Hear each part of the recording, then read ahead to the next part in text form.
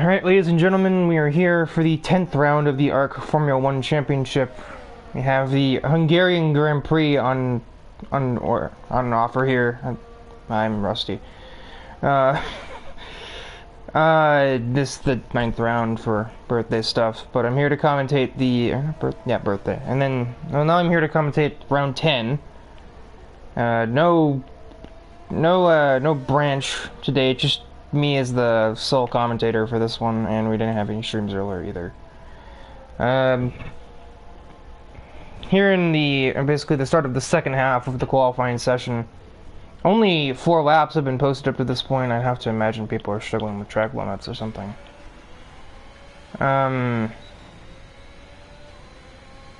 think I have one debuting driver here, and that is name pending here in the Haas. Unless he debuted in race 9 and I just wasn't here to see it. It's very possible, but the first time I've seen him in AF1. As to the surprise of not many people, Cameron Dowds immediately shoots to the top of the leaderboards with a 14.68.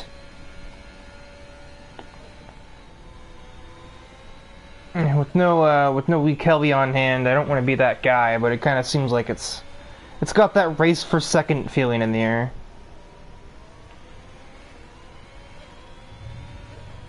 I mean, it's kind of hard to root against the guy who's, I think, won all but one race so far. And he almost won that race anyway, after getting wrecked. So, you know, it's the safe choice.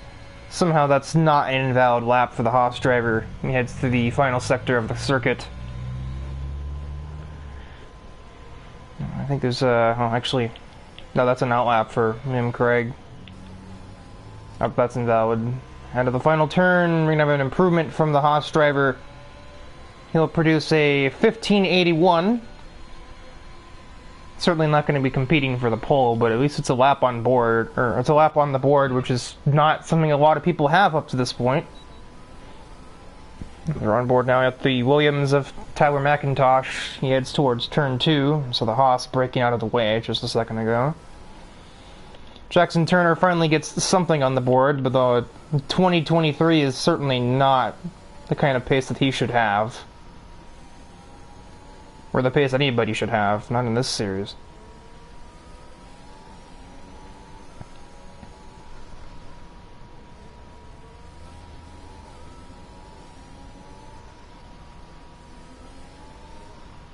To the bizarre, I guess these are S's? I mean, I suppose. I don't know what else to call them.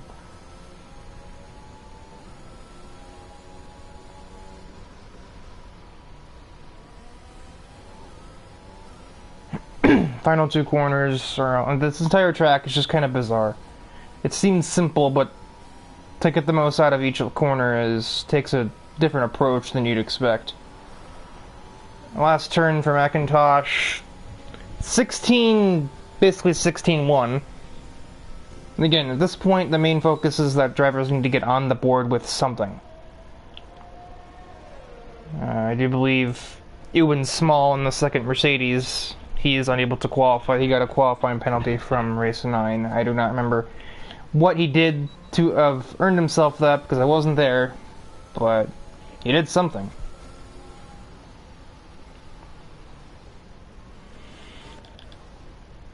As Liam Craig is currently exploring, he's trying to find that water park up the hill there somewhere. I think that's still in this area.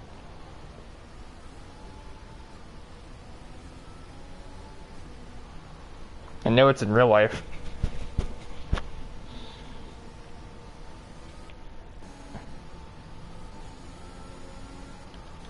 We have both the McLarens on outlaps, and that's really the only place to look right now.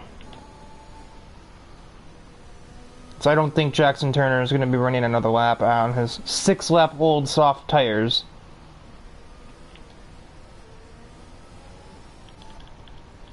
We shall put the camera on... Hello? Okay. That was confusing. I was like, why are we here?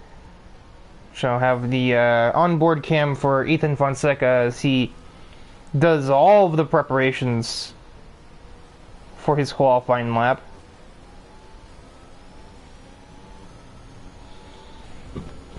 take you through a lap of the Hungarian circuit as somebody just gets online. In between braking zone for turn 1, mindful of the DRS. If you activate it when your car is not stable, you might just spin. Turn 2, you have two ways to skin it. You can either take it right on the curb or late apex. Fonseca is already backing out of the lap. Well, that's not convenient. Luckily, his teammate did not, so we can continue the tour with his teammate. We can either, yeah, well, I think the most common approach is the in-out strategy, but you can go out-in, too. Turn 3 is nothing. Turn 4, oh boy. You hit either curb and you've either got a penalty or a crash.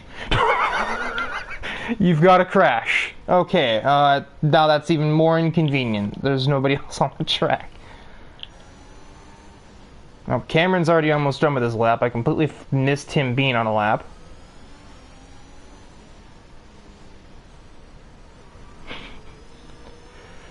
Will he improve?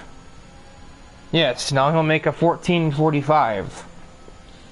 I couldn't really tell you if he needed to make an improvement per se, but he did anyway.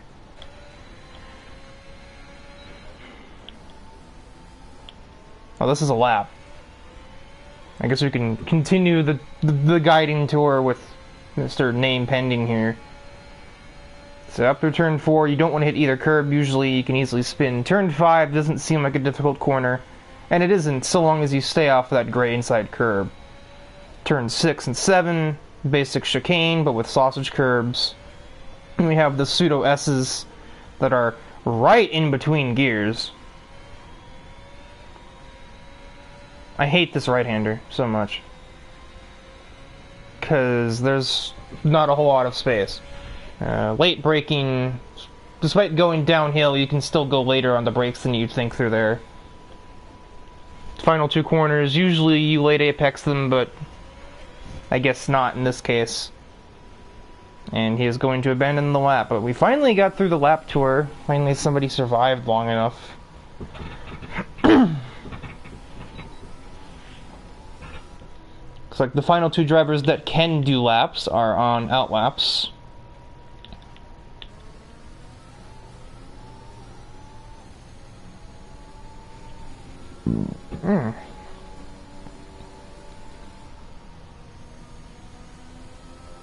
There's Macintosh is having another go at things, heading through the second sector.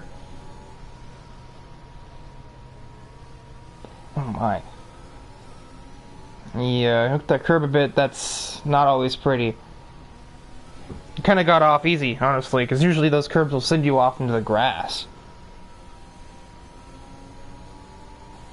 Just about within the lines, heading through whatever corner number that is. Late downhill braking, again, I'm not really sure how that happens, but you can brake later than you'd expect on a downhill corner. And the final two turns, chucks it in on entry, but that does kind of hurt the exit, but another time on the board, gains just shy of 2/10, but doesn't jump anybody.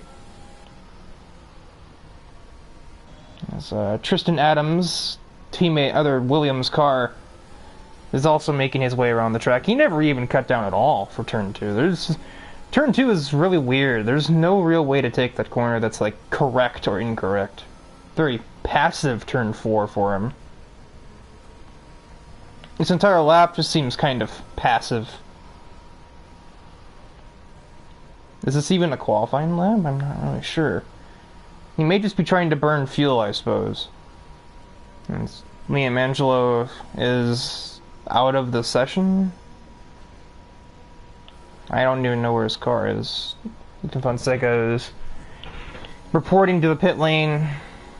Jackson Turner, Kyler Boggs, and I think Tristan Adams are about to be beginning laps, or have just started. Actually, no, Boggs is halfway through his lap.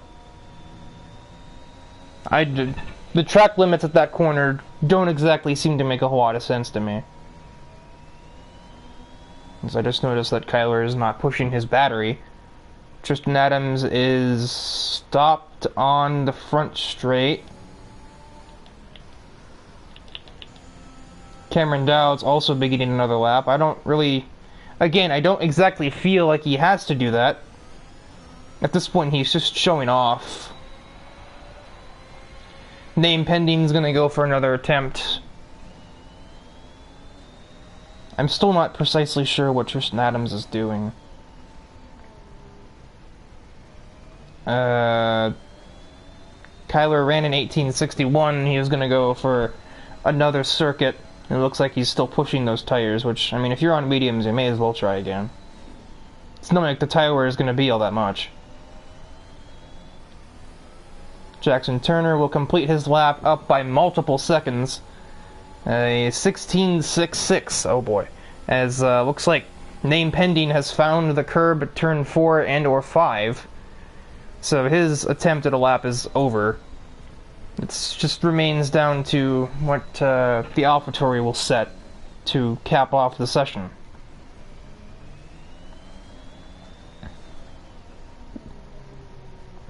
Dowd's pits. So he didn't find the perfectionism that he sought.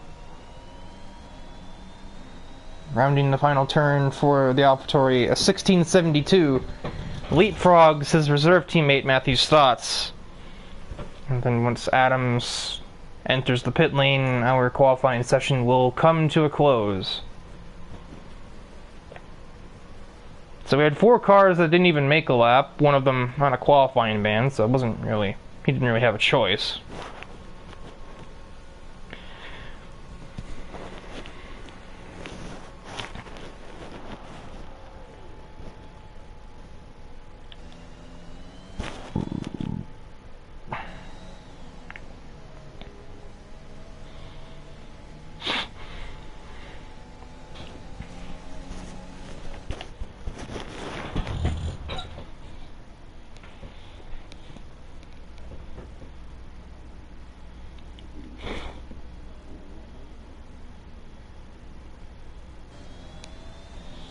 And there we go. There you have the today's session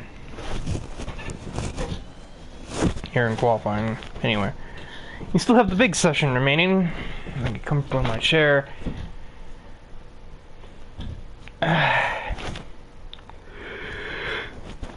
So the majority of the grid is actually going to be starting on the medium tires. Only 3 cars have to start on softs.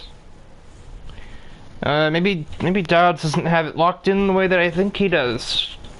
I guess it depends. I suppose these guys would know what the best strategy is, and I'm sure Dowds would have just as easily set pole on mediums or softs.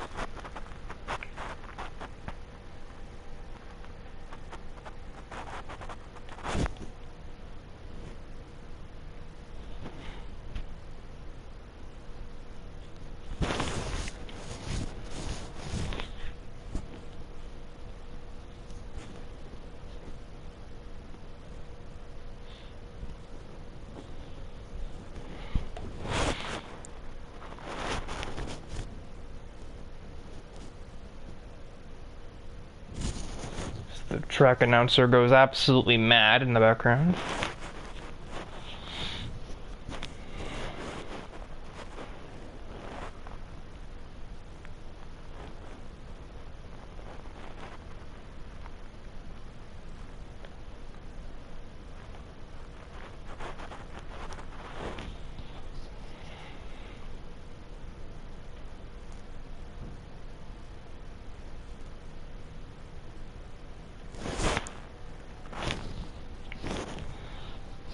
As we are on the grid for the formation lap here, we will get the details back on the screen and then see what tires everyone's on.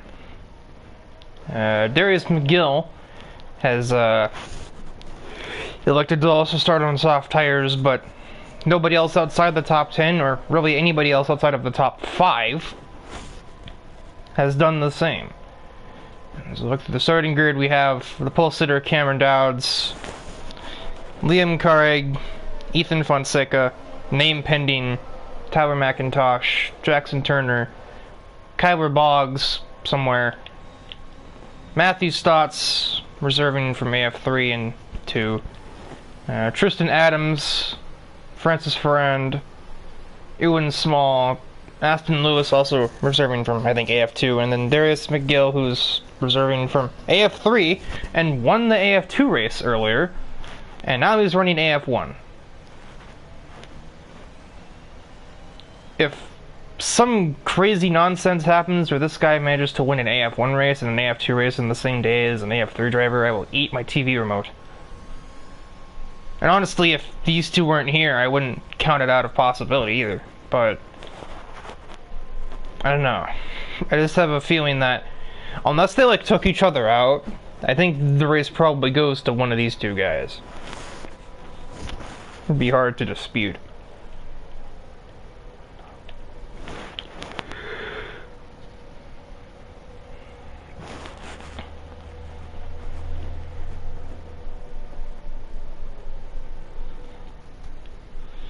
For a second I was like, wow, everyone's in a really orderly fashion, and then I remembered that the game is driving everyone's car right now, not them. Not quite that coordinated here. We are not paid professionals. Not yet, anyway. The interval is having a meltdown. The 5 red lights are on the screen. And now they're off the screen. We are green for the Hungarian GP, and it seems like everything has come up Cameron Dowd's off the start. A huge start for the Haas driver, and he just gets slightly nudged 3 wide. There's not a whole lot of space here at the Hungarian. Got McIntosh versus Fonseca going towards 2. There is no superior lane through turn 2. It's just down to who's got the better car. And McIntosh will seize the position heading off the start. Everyone making their way just about through turn 4, except for I saw somebody a bit wide, but he's managed to survive. I assume that to have been Aston Lewis, but I can't be sure.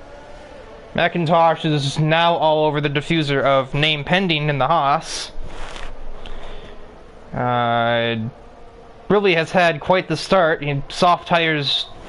Well, I say soft tires are helping, but truthfully, a huge block from the Haas. That not the prettiest blocking I've ever seen, especially when he's that close. I think McIntosh just gave him a piece of his mind, or right there.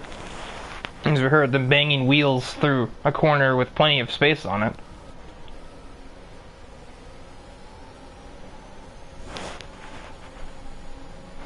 But all in all, I don't think there was damage from the block, and McIntosh finds himself in P3, and that's quite a dive. For Daniel Ricciardo moment. Ethan Fonseca just, well, he gets the best seat in the house. He just about got kicked out of the house there. As this Haas car is trying to find every little inch of track that he can or cannot use. He was looking for ascending to turn 4. And this entire charade is creating a train behind. I guess that's kind of representative of the Hungarian in this game as a whole, really. Even without DRS, his name pending misses that corner and forces Ethan Fonseca to take evasive action. If he makes contact with him or a car, he'll get a UAV kill streak. And that forces the McLaren driver to lose multiple places. He's just getting Daytona'd here. He's on the wrong lane, he's getting passed by a dozen cars. Even small, I didn't notice had damage and pit in. Maybe he was the one that I saw going off the track at turn 4 on the start. Kind of where Boggs will have the run on the Haas car. Tristan Adams attempts to find space for his own Williams, but there's nothing there. An attempted crossover for the Haas, but he will find himself on the runoff and being now overtaken by Tristan Adams, possibly, as they go through turn 2. It looks like the Williams has that position as well. So that Haas car has started to really plummet down the order bit by bit.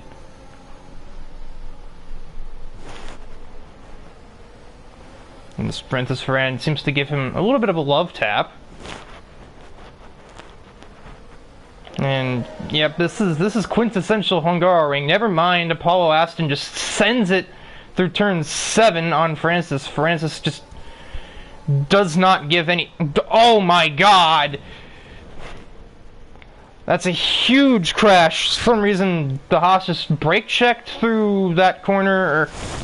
That wasn't the right-hander. That's the left-hand kink that the Haas car just broke for. I looked back at the wrong time there, so I couldn't exactly make out what just happened. But that is an absolutely brutal demise for that Aston Martin.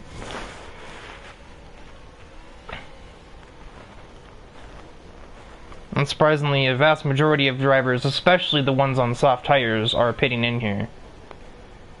Are you allowed to do that? I don't even know. That's not an accusation, that's like a legitimate question. I don't really know. The rules in AF1 have changed since my days of driving in it, so I think we used to allow pit assist, so, you know, that sort of thing doesn't happen with pit assist on. There's VSC conditions, not a full safety car though. And we're already back green. Jackson Turner didn't get the memo, and he got a drive-through. So that will even further hinder his chances, which weren't really that high to begin with, basically. He was already down in 8th at a track where passing is, like, infamously not easy to do.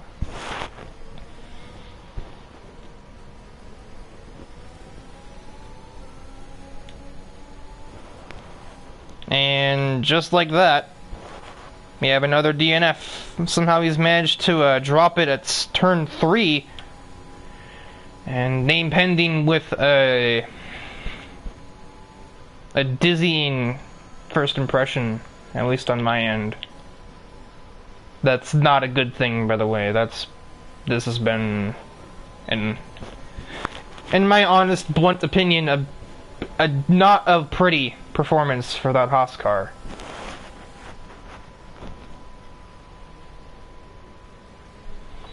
Tristan Adams is making headway on the AlphaTauri ahead of Kyler Boggs, using the DRS straights to his advantage. He's got plenty of space, so he doesn't have to worry about anybody else. Just himself and his former teammate, Kyler. It seems so weird to use that analogy, because that's something you hear in F1 broadcasts all the time, but not usually, doesn't usually happen here. The first track limit penalty for Tyler McIntosh. I'm surprised it's taken that long for somebody to get one of those. To be honest, the track limits here usually aren't very pleasant, especially not at corners like that one, which people seem to have managed so far, but we're only 1/7 of the race distance.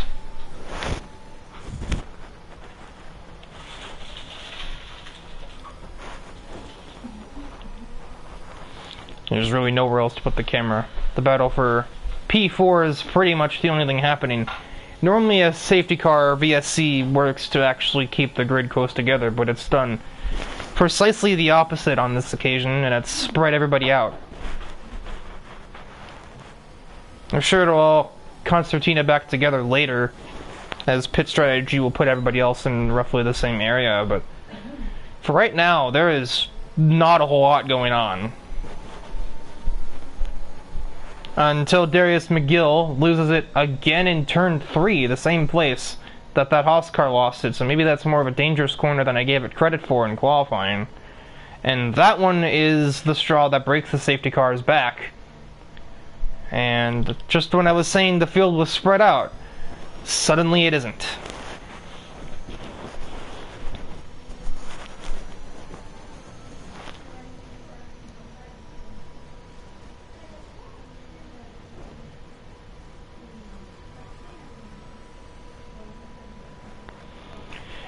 And this, for the most part, seems to help Cameron Dowes, who remains on his soft tires up to this point, and now can fit something else. I don't know if mediums can go to the end from here. I'm sure he will, if they can or not, but Liam stays out, Boggs and Tristan stay out. It seems that Cameron Dowds will be the only taker here on this safety car, as far as I'm aware anyway, to pit.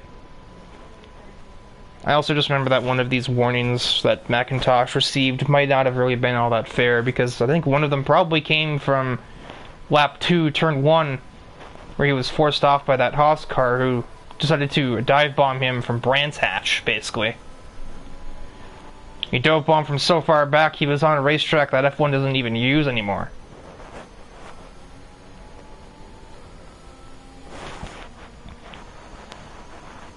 The loss in track position for Mr. VTech over here, not too much. Down to P4 for the Alpine driver, and if qualifying's any indication, I think he's got a surplus of pace enough to make up the lost time.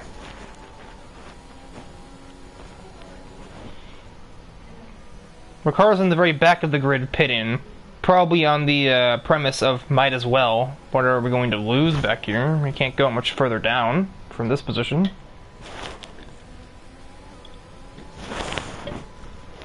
Even though the hards could definitely make it from here. Now literally everybody is on a set of medium tires. The tire diagram will look very weird on this race.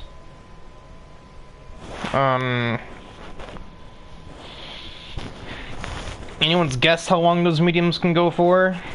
Or if, you know, like, the likes of the top 3 will be able to make it on a set of hards from here. Stotts curiously pits. Interested to see his plans here. I don't think it's the best idea, but it's also not the worst idea either. He's just gonna get it all out of the way now. He's gonna go on to hard tires. A curious decision. I don't know, it's hard to say if that's wrong or right. He's only lost a place, so I guess he has applied the same logic that the back 4 cars did before, of, you know, he had so much distance between himself and where Francis Ferrand was that if he pit in, he would only lose the 1 place, and he won't have to make another stop. So actually, now that I've noticed that, yeah, that's been a pretty solid call for the driver. He just has to hold on against, well, AF1 regulars that are behind him on the faster compound.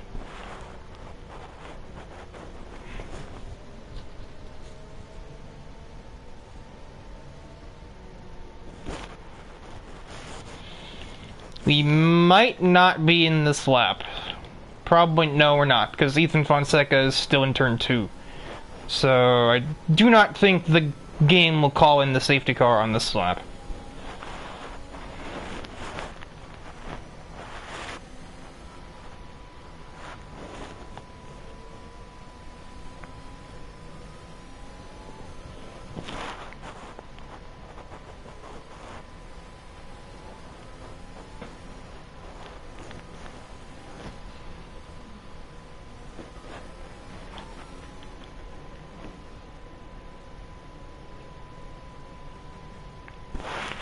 Stotts is pitting in again. Now I really don't understand. Going to hards here at this point seemed like a good idea, and now he's undoing that? I'm very... Unless he got damage under the safety car, it's always possible he got, like, brake checked or something. Or just wasn't paying attention.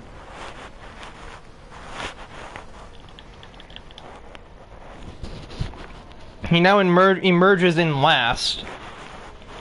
Yeah, hypothetically on the newest tires on the track, but also in last at the Hungaroring, where you don't usually get very many overtakes done.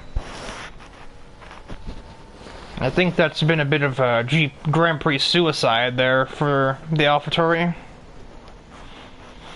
I could be wrong, there might be something I'm missing. I'm hardly a master strategist when it comes to F1. What was I about to say there?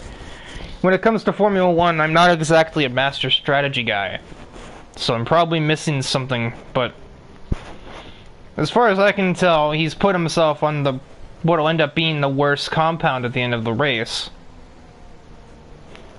It's like, I know what he's thinking. He's like, okay, I've done a lap on the other compound, so now I can run mediums to the end or something, or medium soft, or what have you. It just, track position here is quite important. As now the safety car will go in this lap, and the swerving will intensify as everyone attempts to get some amount of heat into those tires, although tires don't usually have a problem with that here. If anything, they have the opposite issue. They get too hot, and you end up wearing them out. Unless you've got balloons for tires, which I'm sure half the grid probably does, now that I think about that. As Liam holding interstate speed limit here. And he will accelerate right under that gantry, catches Boggs off guard, but Boggs manages to put himself in just the place that Adams can do nothing. And instead he will lose a place to the Alpine driver, as same thing happens. A mirrored overtake for Francis on McIntosh. Meanwhile, behind, two cars filling McIntosh's mirrors. Oh my, I thought he was about to hook his wheel there. There was about to be another death.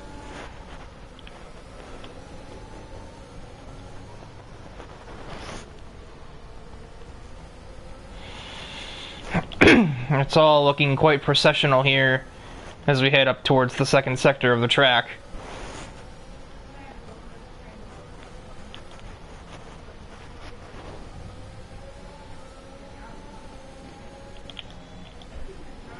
Fonseca just doesn't look like himself right now. Stotts gets by, but he's now lost the field. An absolutely gargantuan send from the Mercedes driver ends up finding the Williams, who, again, gives him a piece of his mind.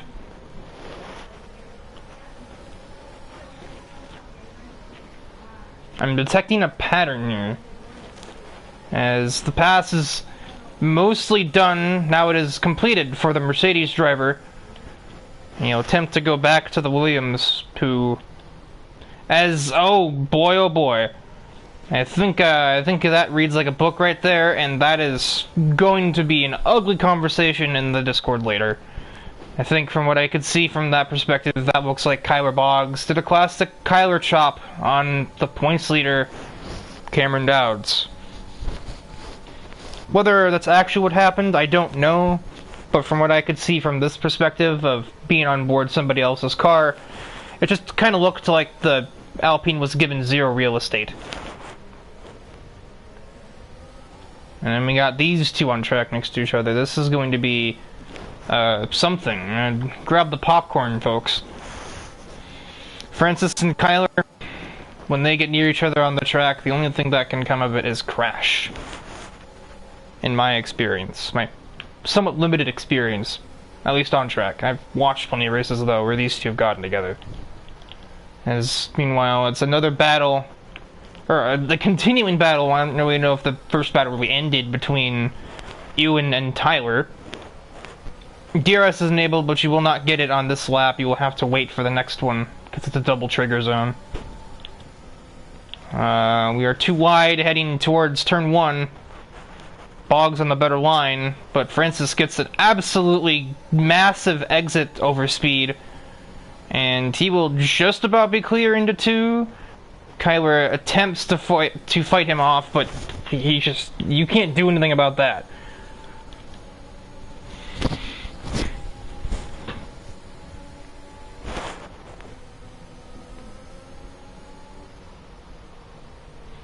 Matthew Stotts finds himself penalized for track limits, making only the second driver to receive one, as we are a third of the race through the distance. Yep. Actually, that does kind of work. Yeah, we'll go with that. We're a third of the race through the distance. We'll pretend that that's correct grammar. It might actually be, but it's close enough. As Dowds is going to feint a dive bomb on that Aston Martin, and possibly knowing what's happened to the last two people that have made dive bombs around that Williams up ahead.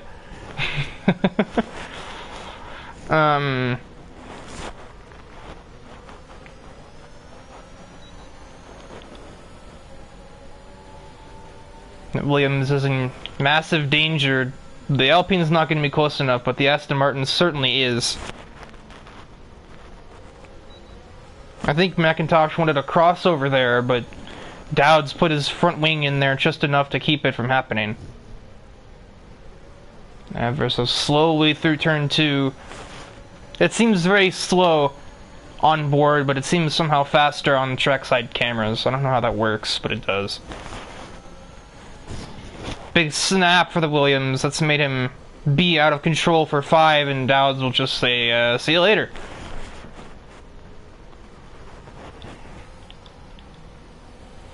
Ewan has made his way to the AlphaTauri driver, who undoubtedly is probably wishing he were on any other tire right now. Those tires are not great at this point, and the fact that he's had to battle multiple cars has probably only made their condition worse.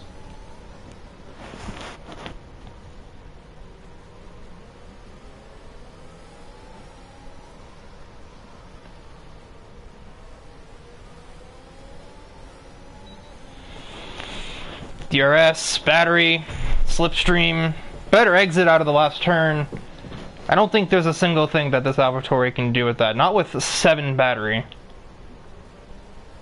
I think Boggs' days are pretty heavily numbered here.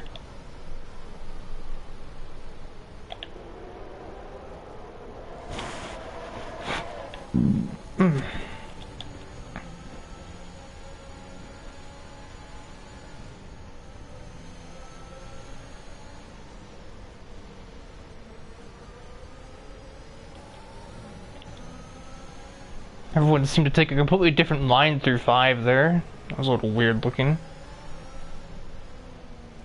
Dowds gets right up to Jackson Turner, but now we're in the section where you can't do anything about it. Excuse me.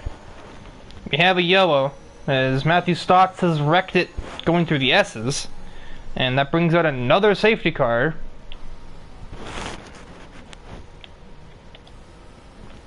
Checo goes by, we'll see where he has crashed. If his car is still there, which it might not be. Nope. Then I suppose we shall never know what has happened, as Ethan gets a time penalty under the safety car. You never want that.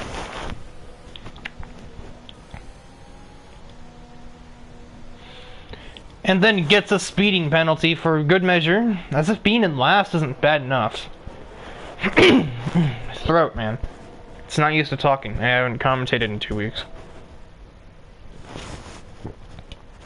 3 weeks, actually. Forgot we took Easter off.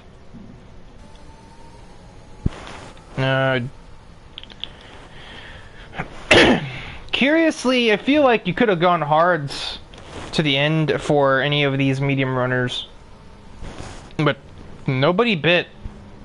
Are the hard tires just terrible or something? I'm not quite sure.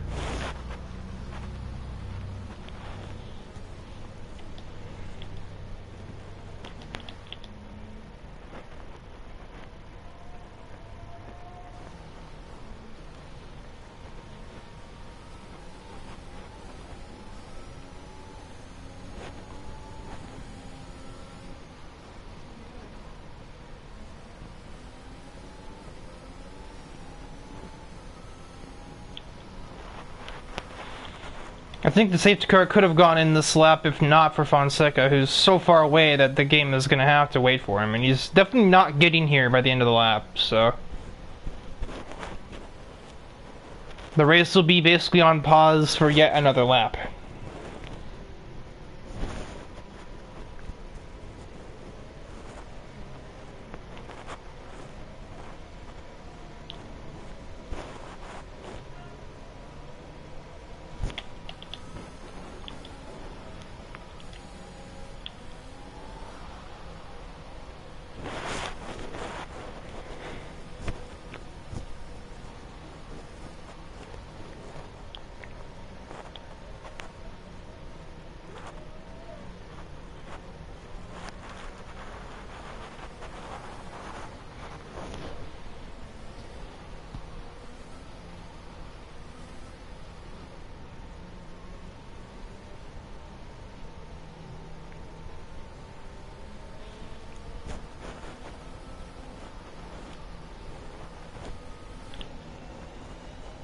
It's just nothing to talk about. I hate safety cars. Especially when we have back-to-back ones in like quick succession. It's hard to really keep the commentary going. There's not a whole lot to say. You can hear my throat going. I don't know what's wrong here. I have a drink next to me and everything, and my throat just disagrees at the moment.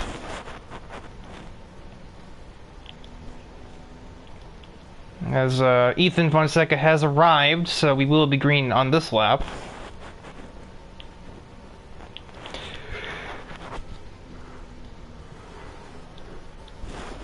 I don't know where to put the camera at. I don't know if I put it on Liam or on Dowd. Liam is the leader. I should probably watch the leader's restart. But also, Dowds is the one that's sort of on the hot seat here. He's the one that's most looking to make up positions because he's obviously not supposed to be back here right now.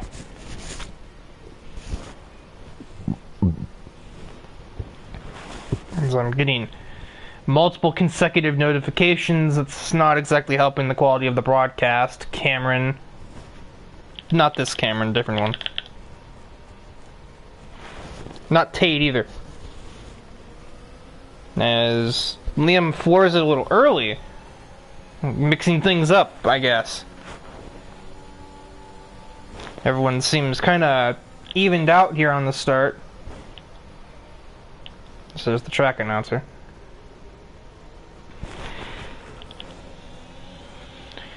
Kyler Boggs, the one car on soft tires. Oh no, Ethan is. I don't really know if they can go this long. Maybe. As Boggs forces his way around through turn 2 and 3. Not really all that surprising when you figure the fact that McIntosh has the, well, not the oldest tires, but he's certainly got some old tires, and he's on mediums, so. Not going to be able to put up much resistance against softs that, you know, just came out of the pit lane.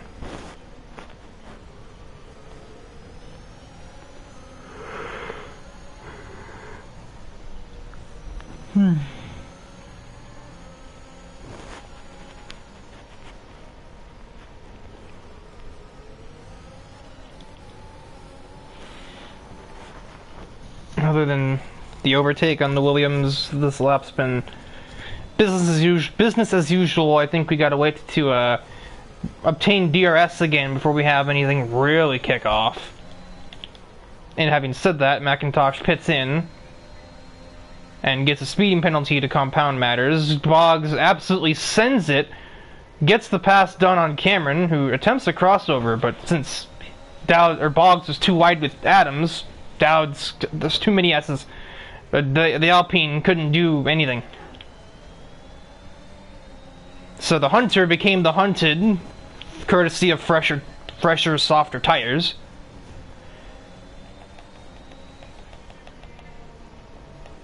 Better, faster, fresher, softer. I don't know. Don't ask.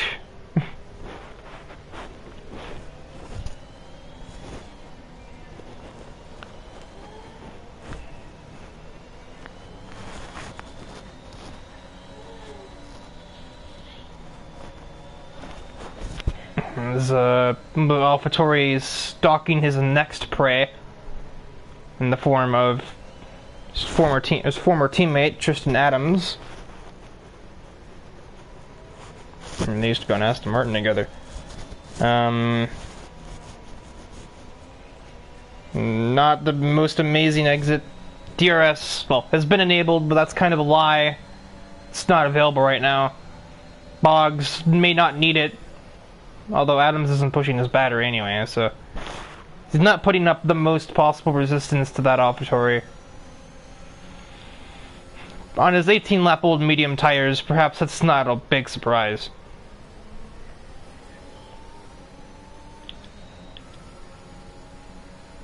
The top three are pretty equidistant right now. We'll see if maybe Mr. Boggs can spruce up matters a little bit with his soft tires. He's certainly making good on that escape plan, but I don't know if they can go to the end. I mean, I would have to assume that they can, otherwise I don't think anybody would be on them right now, but it's just kind of like, I I know the tire wear at Hungarian can be quite ugly, so...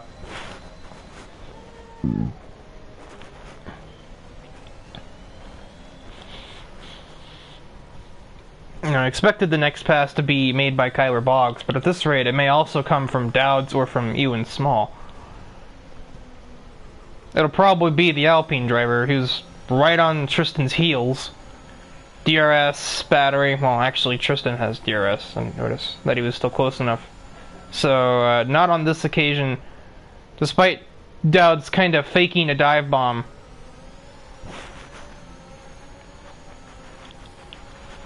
Tristan not pushing the battery, Dowds with slightly better tires,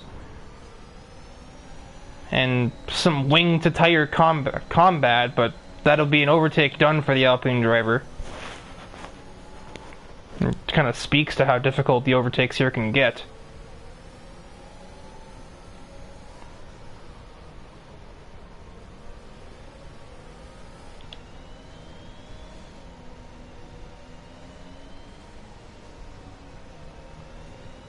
I'd be surprised if that wasn't a warning.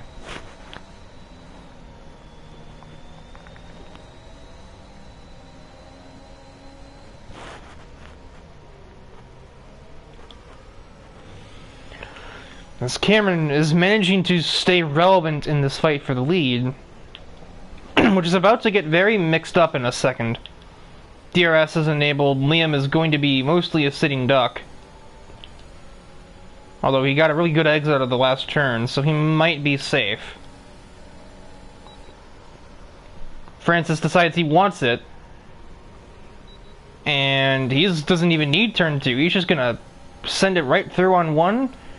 And that's the place for... That's the lead for the McLaren driver. That's not just any position. That's first position for that McLaren driver. So lead change is Liam's tires probably falling off. Same thing for Tristan Adams back here in the Williams.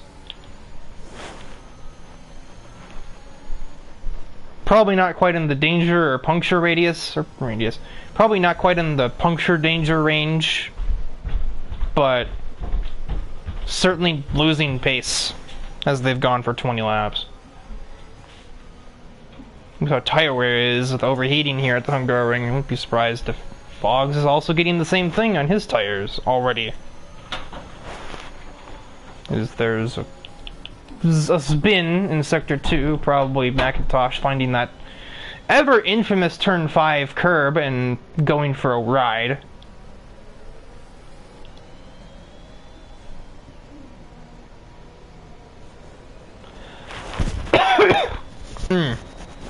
More disagreements from my vocal cords.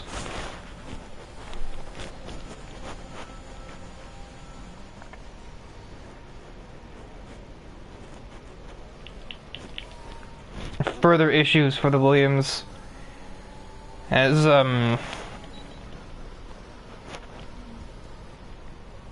don't want to say that I expected to see that car making a few errors, but at the same time he's an F2 regular who missed a F2, so he went into this a little bit ill-prepared.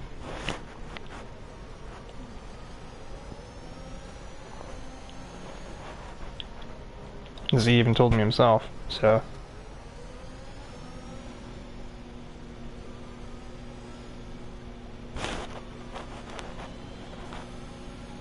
As, well, I knew about it. I just didn't mention it, but there was definitely rain in the forecast, and I'm thinking that is probably what the medium tire runners were waiting for. I maybe did also kind of forget about it altogether. But that's beside the point. That's also probably exactly why we have Kyler Boggs on the soft tires, now that I think about it, huh? Okay, so I've just played myself, but... Like, I was told, everyone was told, and then my brain just forgot because I was too busy commenting on the racing action. You know, when that was happening, anyhow. But now we got a good old Hungary DRS train, and now nothing's happening. But the rain's going to shut that off, and to force drivers to either adapt or crash. I do believe it's going to pour down quite heavy too. We're not going to have too much longer before people are on rain tires.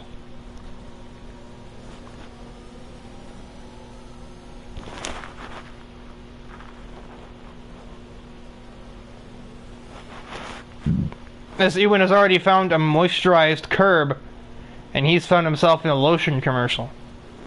He's used a manual reset, that's a penalty, I do believe. And already it's kind of looking like the slick tires are on their way out the door. I'm seeing some damp patches on the circuit as we see Liam go wide up ahead. And truly, this is not a surprise. Everyone is, for all intents and purposes, everybody is flooding into the pit lane to get themselves onto some intermediate tires.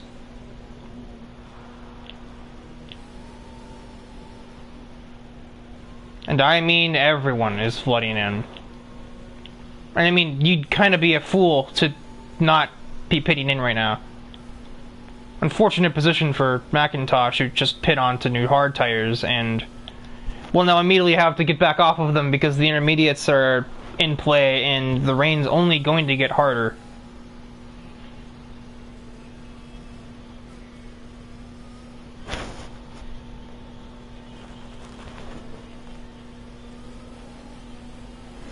You would do well just to complete this final lap.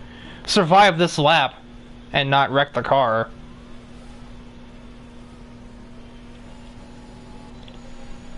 Meanwhile, with the rest of the field,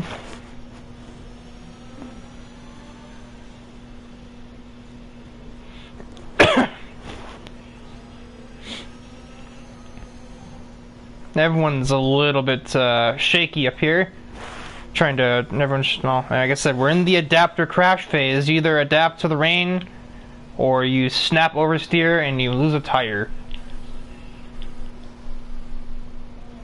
Looks like that Williams is just about going to survive the trek around the circuit, but he's not going to be a lap down, and this ain't NASCAR, so he's not going to get his lap back from that either. I think we watched Dowds overtake the AlphaTauri driver.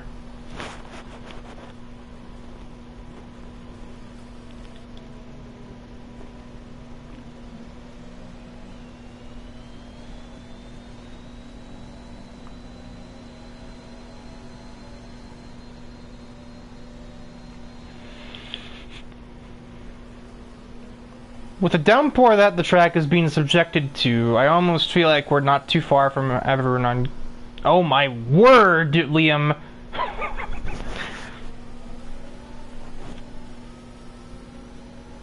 No doubt he took Francis by surprise. He certainly caught me off guard.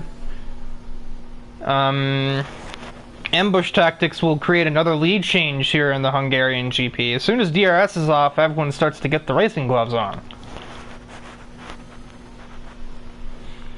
But I don't think it's too long before the heavy wet tires are in play, considering we're basically working with a torrential downpour right now.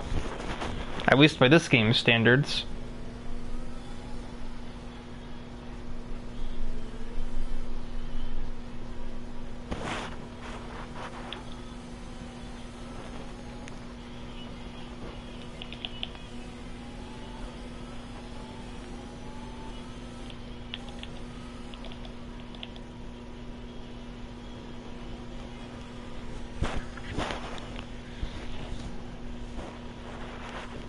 Fonseca grabs the penalty. It's only been 2 drivers with those so far.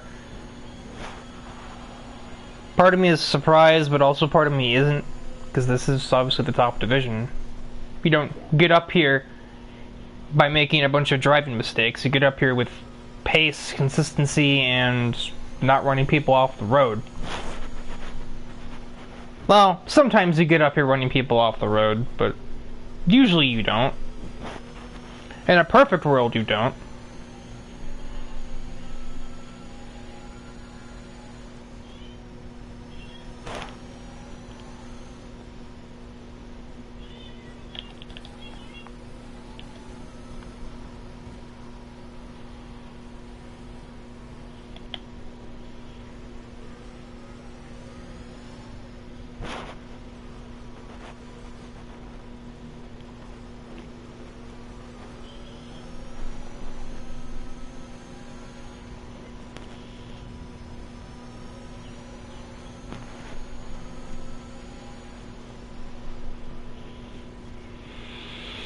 A bit of a lockup for the Alpine driver. I thought he was about to go right through that McLaren at that rate.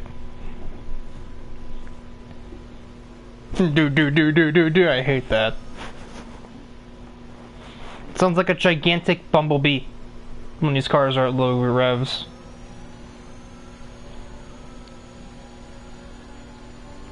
Francis got just enough of an exit from the last turn. I don't think Cameron has any hope of a pass here.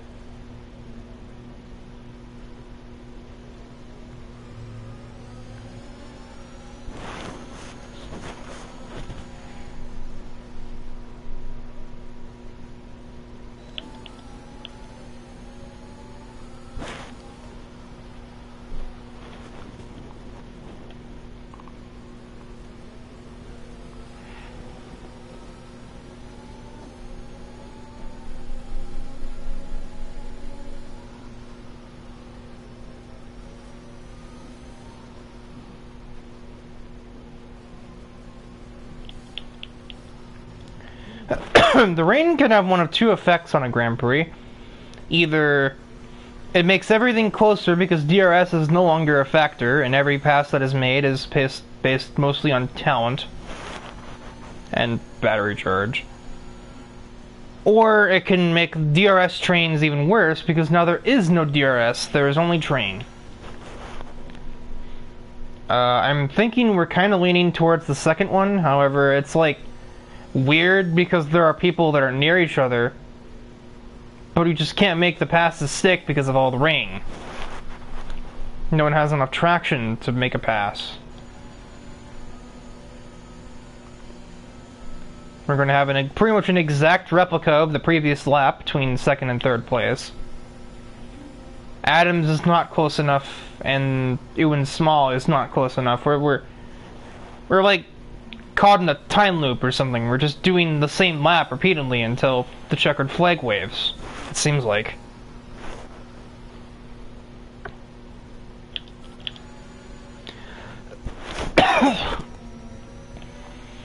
I think Francis may be feeling a bit of pressure now. I imagine I would be too. I don't know many people who wouldn't be right now.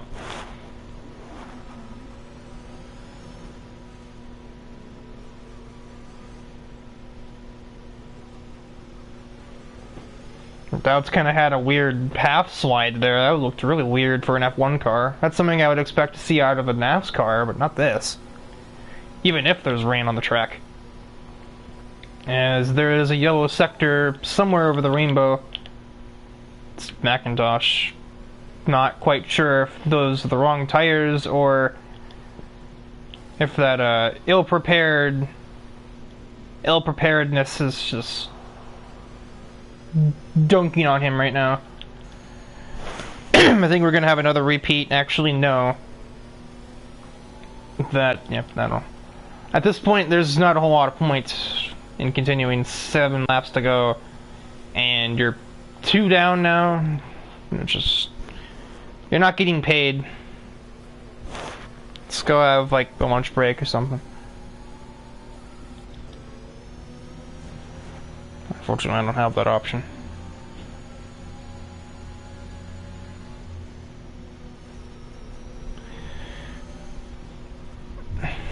Dowds is just stuck on that light.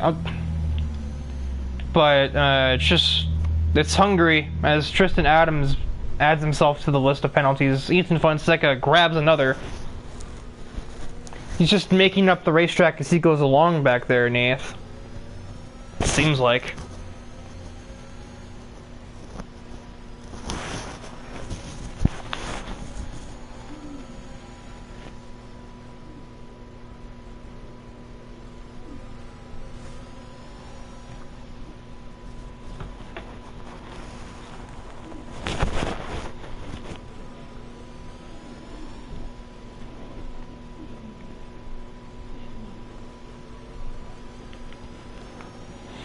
So we're gonna have another another repeat here, I imagine, of what we've seen the last like 5-6 laps.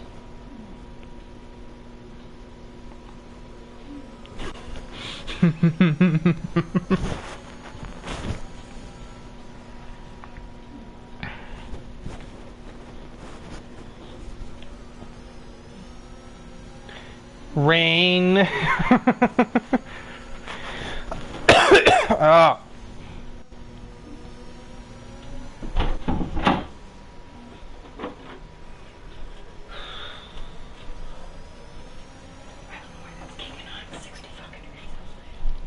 Yeah, really are following the formula here. The rain has made this track even harder to pass at, as if it isn't already difficult enough. It's not been amazing to commentate over because Dowd's just stuck behind the McLaren, who's able to just get slightly better exits on the couple of corners that matter, and that's kept the Alpine driver at bay for like half a dozen laps. Same thing's happening back here. Tristan Adams may or may not be the faster car. Can't tell.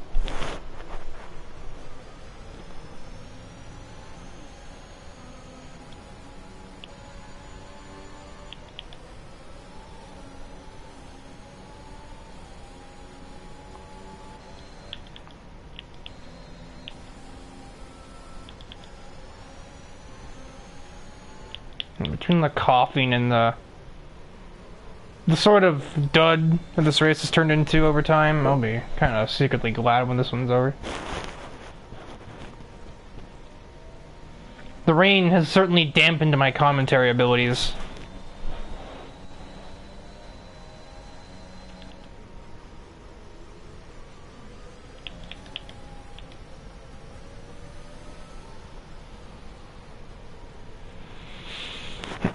Guys always seem to close up going through turn 4 and 5, but once we get past 5, you're out of passing zones until you reach, like, the 3rd sector. However, that error from Jackson Turner, well, gave Ewan Small a window of opportunity, but not through here, it doesn't. As he's not really alongside, you have to back out of that. That's not exactly a pass there.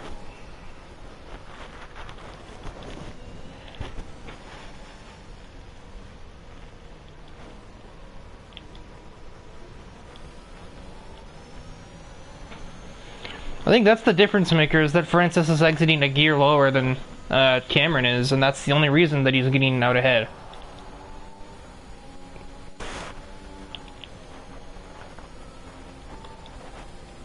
And it seems that that's roughly the case for everybody else, too. As we're seeing, Dowds is usually considerably faster than the McLaren through turns 2, 3, and 4. But he just can't get the exit onto the pit straight that he needs to grab the position. And that just seems to be the case as long you can run like the most okay lap of your life, but so long as you make a good exit out of the last 2 corners, you'll keep your position with no DRS. If we had DRS, this leaderboard would look very different right now. Bog's got a huge snap, but it doesn't matter, because you can't pass through here. I'm aware I'm sounding kind of negative, but like, I'm just saying what I see, and what I see is conditions or overtakes are not happening, and cannot happen. You have 3 pseudo-passing zones, kind of. 1, 2, and the 3rd from last turn. And even then, most moves don't get done into that turn unless there's a big pace difference, and there really isn't one right now.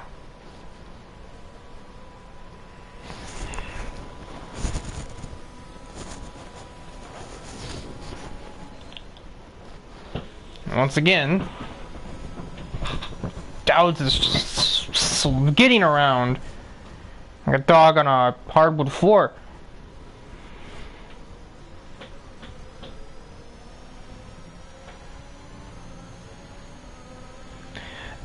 Again, he can taste it going towards turn 4.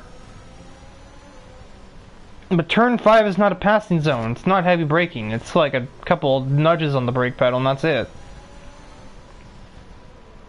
He's looking at it through 6 and 7 now. That's still not passing zone.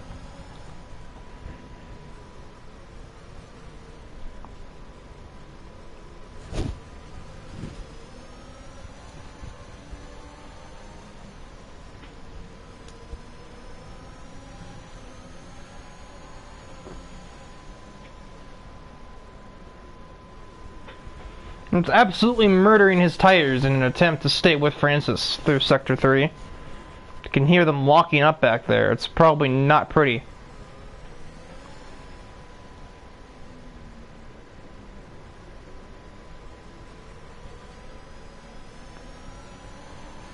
It's just that Francis just manages to pick up traction out of the final turn every time, and the time loop continues.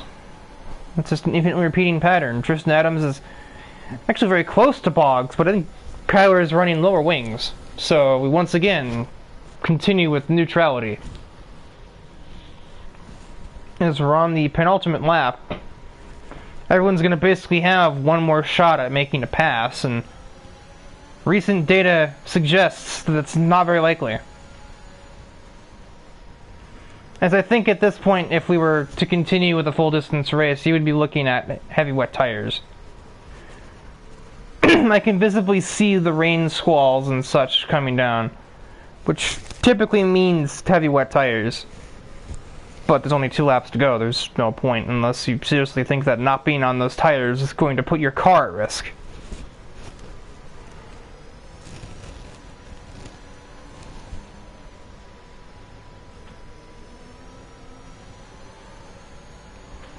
Although it might just be, based on the way that Cameron's having to wrestle his car.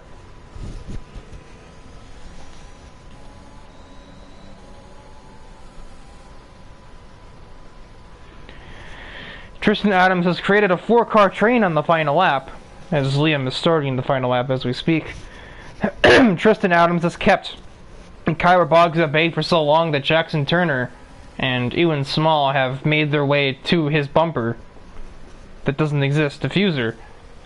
But it just doesn't matter. Dowds will not be taking second away. And although there's a train going on, nobody is within half a second, so there's not going to be any more overtakes back there either. As Dowds continues to attempt to remove his tires from his car.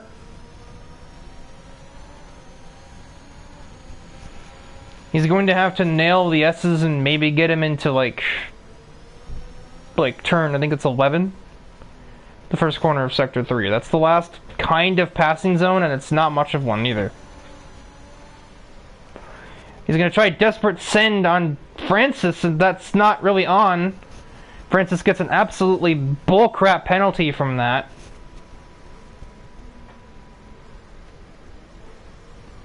He wasn't halfway alongside at the braking point. He didn't really deserve that space, if you ask me. And that was just probably with some damage or something. He's just going to try and bring the car home after he's exhausted the last of his speed that he had available to him. And maybe my second choice, Liam Angelo, is going to take the victory here at the Hungarian Grand Prix. Francis and Cameron Dowds will complete the podium finish, or finish out the podium. Tristan Adams will grab a P4 over Kyler Boggs, Jackson Turner, Ewan Small, and Ethan Fonseca, who I think just spun on the second to last turn. I don't think he's taking this. He's going for a bit of an inertia drift going through the final turn. He will take the last finish position.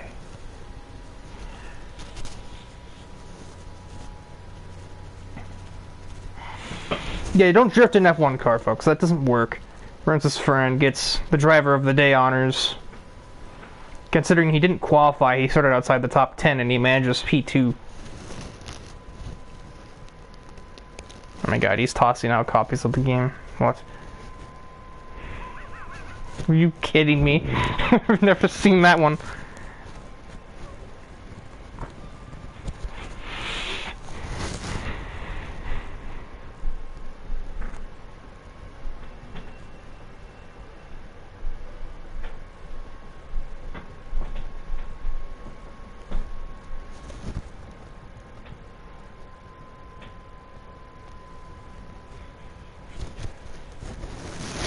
So there you have the official results of this Grand Prix.